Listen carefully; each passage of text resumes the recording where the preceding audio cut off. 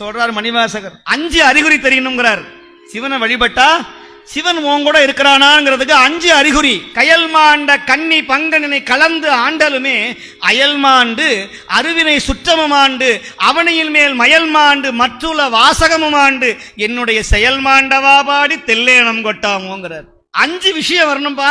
அயல்லாம் என்ன தெரியுமா? பக்கத்துல இருக்கிற வீட்டுக்காரன், சொந்த பந்தங்கள், இவங்க எல்லாம் அயலார்னு பேரு. நேரா வீட்டுக்கு வருவான். என்ன இப்பவே சாமியார் ஆயிட்டீங்களே, எப்படி உங்க ஃபேமிலி எல்லாம் போகுது? நீங்க ஆனது இல்லாம உங்க பிள்ளைய வேற இப்படி ஆக்கிட்டீங்களே, துளசி மாலை போட்டுக்கிட்டு திருநீரை பூசிக்கிட்டு எப்படி நாளைக்கு ஒரு கல்யாணம் ஆகும்? இவனை முதல்ல வெளியே வேட்டு வச்சு அனுப்பு. அந்த பரிகாரம் பண்ணி, இந்த பரிகாரம் பண்ணி, இந்த ஹோமம் செய்ய, அந்த ஹோமம் செய்ய. ஒரு ஹோமமும் செய்ய வேண்டிய அவசியம் இல்லை. அடியார்களை நமஸ்காரம் பண்ணி 4 அடியாருக்கு சாப்பாடை போட்டு திவ்ய தேசங்களுக்கு தரிசனம் பண்ணி இருக்கிற சுவாமிகளுக்கு நல்ல கை நிறைய பூவும் நீரும் கொண்டு போய் சேர்த்தாவே போதும். நல்ல ஓதுவா மூர்த்திகளுக்கு அடியார்களுக்கு நிறைய வஸ்திரமும்